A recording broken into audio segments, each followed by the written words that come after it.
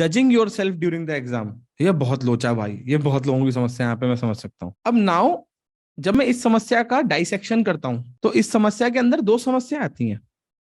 A, that while doing the exam you are analyzing the current situation that you are in, कि 1 घंटा जा चुका है, मुझको 1 घंटे में यहां तक पहुंचना था पर मैं नहीं पहुंचा हूं, अभी क्या करना है, that is analyzing part A.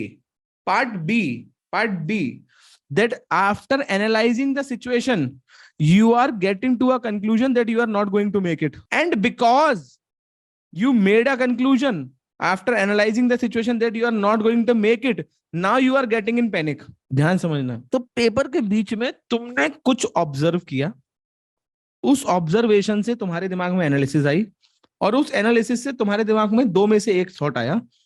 पहला थॉट आया पेपर के बीच में कि अब नहीं हो पाएगा, माता रानी मरवा दो जिसका कद्दा हो, अब नहीं हो पाएगा, I can not do this, है ना, अभी नहीं हो पाएगा। और तुमने अपने आप को जैसे ही बोला I can not do this, तुमने अपने आप को गाली देना शुरू कर दी कि अरे क्या करता है तू यार, किसी बात का काम का नहीं है तू। जैसे ही तुम अपने आप को बोल रहे हो कि क्या कर रहा है तू यार, तुम्हें पता है वो, अगर हम बात करें किसी सिचुएशन की ए बी सी स्टेज की, तो वो सी स्टेज है। वो सी स्टेज मतलब क्या है, वो तुम्हारा रिएक्शन है। ए स्टेज क्या है, वो ट्रिगर जिसको लेके तुमने वो रिएक्शन दिया।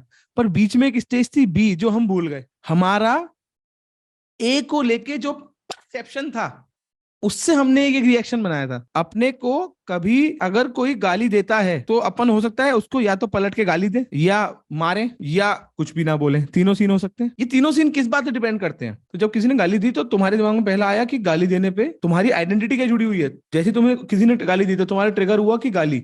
अभी उसका तुम्हारा गाली का परसेप्शन क्या है कि जो गाली उसने दी तुमने वो अपने ऊपर एक्चुअली मान ली, एग्जैक्टली सेम मान ली। तो क्योंकि तुमने वो सेम गाली मान ली तो तुमको उसको मारना पड़ गया, पत्थर मारना पड़ गया या जान से मारना पड़ गया, जो भी हो गया। केस बी, उसने तुम्हें गाली दी तो तुमने सेम गाली तो नहीं मानी, पर तुमने उस गाली को अपनी बेइज्जती मान लिया, क्योंकि तुमने माना कि वो तुम्हारी इंसल्ट कर रहा है और वो तुम्हारी इंसल्ट कर सकता है, तो परसेप्शन था।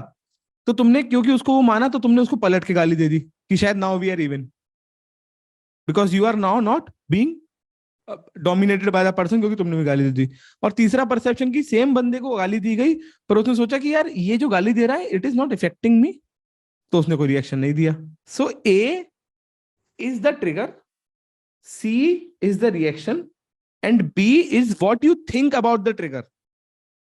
इन your exams case when the trigger comes कि तुम्हारे को कोई पैसेज टफ आया, तुमने नहीं करा या देर लगी, या the when the trigger comes कि तुमको शुरू से लगा कि टाइम कम है, there must be some reaction that you give to your trigger, and what is the reaction depends on your perception.